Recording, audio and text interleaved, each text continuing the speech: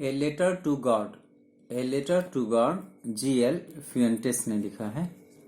इस फिक्शन को GL. Fuentes ने लिखा है। इस कहानी के द्वारा लेखक यह कहने की कोशिश करते हैं कि हमारे समाज में रह रहे लोग, भले लोग, ईश्वर से कम नहीं है। इंसान में ही हमें ईश्वर को ढूंढना चाहिए, आकाश में नहीं। हमें ईश्वर को इंसान में ढूंढना चाहिए, आकाश में नहीं। वो जो भले लोग हमारे पास पड़ोस में, हमारे समाज में रहते हैं, वो ही ईश्वर के रूप में समाज में मौजूद हैं। हमें उन्हीं में ईश्वर को ढूंढना है। लेकिन लोग इसके बात को समझ नहीं पाते, लेकिन इस बात को समझ नहीं पाते हैं। अब देखिए, समाज में एक डॉक्टर है जो पेशेंट की जान बचाता है। अभी कोरोना बीमारी के टाइम में, पैंडेमिक के समय में, डॉक्टर ने अपनी जान पर खेल के इंसान को बचाया, मुझे भी बचाया। तो क्या वो भगवान से कम नहीं, भगवान नहीं है? वो भगवान से कम नहीं, वो भगवान ही है, वो ईश्वर ही है। मुझे भी डॉक्टर ने बचाया, मेरी जान बचाया। तो हमें भगवान को, ईश्वर को खोजना है इंसान में, नहीं न के आकाश में, आसमान में। लेकिन यहाँ इंसान क्या करता है? दूसरे इंसान की शिकायत करता है, उस पर शक करता है, और वही इंसान जो बेचारा उसकी मदद करता है, लोग उसी की शिकायत करते हैं, उसी पर शक करते हैं। जो भला करता है, हम उसी का बुरा करते हैं। आप अच्छी तरह जानते हैं। तो यहाँ इस कहानी में लेंचो एक कैरेक्टर है। वो एक किसान है जो पहाड़ी इलाके में, एक पहाड़ी वाले गांव में रहता है। वहां से नदी बहती है, बगल से दरिया बहती है। वहां पर उसका एक खेत है जिसमें उसने कॉर्न, मक्का लगा रखा है, और मक्का के फूल भी निकल आए हैं, और खेत बहुत सुंदर खूबसूरत से लग रहा है। और अभी फसल को पकने के लिए थोड़ा उसमें पानी की ज़रूरत है।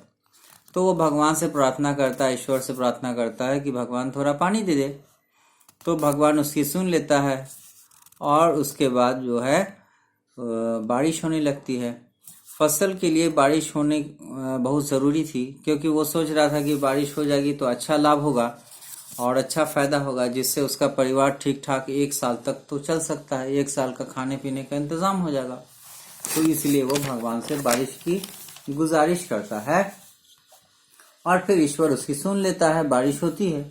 लेकिन ये क्या, लेंचो अभी बहुत खुश होता है, लेकिन अचानक बारिश जो है वो ओला में बदल जाता है, हिमपात होने लगता है, स्नोफॉल होने लगता है, और ज़बरदस्त हिमफॉल, हेलिंग्स हो जाता है, जिसके कारण पूरा फसल उसका बर्बाद हो जाता है। अब वो बहुत निराश हो जाता है, बहुत परेशान सा हो जाता है। बहुत देर तक खेत में खड़ा खड़ा देखता रहता है। फिर सोचता है कि अपने परिवार को 1 साल के लिए क्या खिलाएगा। फिर घर में आ जाने के बाद वो सोच में डूब पड़ता है। तभी उसे एक उपाय सूझता है। सोचता है उसका भगवान पर अटूट विश्वास है, बहुत विश्वास रहता है। तो भगवान के नाम वो एक खत लिखता है, एक लेटर लिखता है, और भगवान से 1 साल में जितना खर्च आएगा तो लगभग 100 पैसे खर्च आएंगे। पैसे नहीं, पेसो, 100 पेसो। वो किसी देश की करेंसी है, जैसे अमेरिका की डॉलर करेंसी है। तो 100 पैसे, 100 पेसो चाहिए 1 साल का खर्च के लिए, परिवार चलाने के लिए। और उसने भगवान को एक लेटर लिखा, और फिर वो शहर में जाता है, उस पर डाक टिकट साट कर मेल बॉक्स में गिरा देता है। पोस्टमैन जब मेल बॉक्स, लेटर बॉक्स को खोलता है तो वो देख कर दंग रह जाता है कि भाई एड्रेस में तो कोई आदमी का नाम तो है नहीं, यहाँ तो सीधे ईश्वर का नाम है, भगवान का नाम है।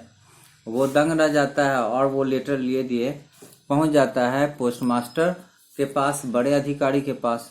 पोस्टमास्टर भी देखकर ताज्जुब में पड़ता कि भाई ऐसा कौन आदमी है जो सीधे भगवान को लेटर लिखता है। तो लेंचो का विश्वास भगवान पर बहुत ज्यादा था।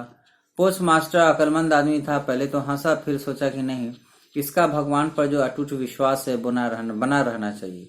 फिर उसने अपने कर्मचारियों को, स्टाफ को बुलाया और कहा कि भाई इसके लिए तुम चंदा इकट्ठा करो, और 100 पैसे इकट्ठा करना है। लेकिन 70 ही पैसे इकट्ठा हो पाता है, 100 पैसे इकट्ठा नहीं हो पाता है। फिर वो 70 पैसे को लेकर एक लेटर में डालकर लेंचो के हवाले कर देता है। जब लेंचो पैसा गिनता है तो उसे 70 पैसों मिलता है, 30 पैसों की कमी थी। तो वो समझता है कि भगवान पर तो उसका विश्वास था। वो सोचता था कि भगवान ने तो उसको 100 पैसों भेजा होगा, लेकिन इंसान ने ही, पोस्ट ऑफिस के लोगों ने ही उसका 30 पैसे चुरा लिया। तो इसलिए उसने इस बार फिर से 30 पैसों के लिए भगवान को एक खत लिखा और उसने कहा कि भगवान, इस बार जो पैसा है तुम पोस्ट ऑफिस के द्वारा हमको मत भेजना, सीधे मेरे घर पर ही दे देना। और वो लेटर लिख के चला जाता है और पोस्ट ऑफिस वाले के लिए बहुत भला बुरा दिल में अपने मन में सोचता है और बहुत नाराज होता है।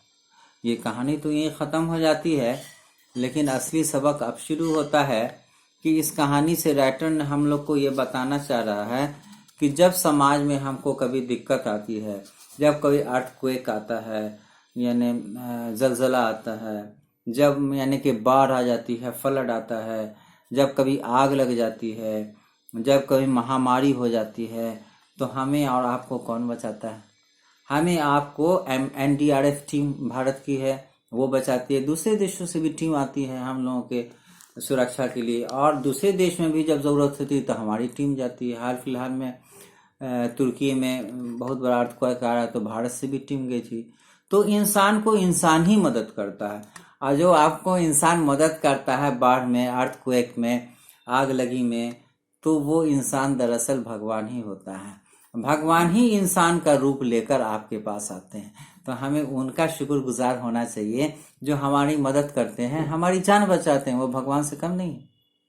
तो हमको भगवान को, इंसान में ही भगवान को खोजना है, ना कि आसमान पर या आकाश पर। ठीक है, आकाश पर अगर भगवान है आसमान में, बहुत अच्छी बात है, लेकिन भगवान खुद आकाश से उतर आते हैं इंसान के रूप में और हमारी मदद करते हैं। तो यहाँ यही बताया गया है कि समाज का कितना वैल्यू है, और समाज में ही लोग जो है वो एक दूसरे की मदद करके समाज को आगे बढ़ाते हैं। और हमारा जो सदस्य समाज में कमज़ोर पड़ता है, दूसरा हमेशा उसकी मदद करता है। आपने देखा होगा हमारे ही समाज में लोग कितना बढ़ चढ़ के मदद किए। कोरोना के समय में लोग, बड़े बड़े लोग आए, सबको, यानी कि जो भी बेचारे परेशान थे उनको दिया, सरकार ने भी दिया, लोगों ने भी दिया, तो वही भगवान हुआ। आपको अगर ये एक्सप्लेनेशन पसंद आता है तो आप इस चैनल को लाइक और सब्सक्राइब करें। बहुत बहुत शुक्रिया, धन्यवाद आपका। अशरफ, समस्तीपुर।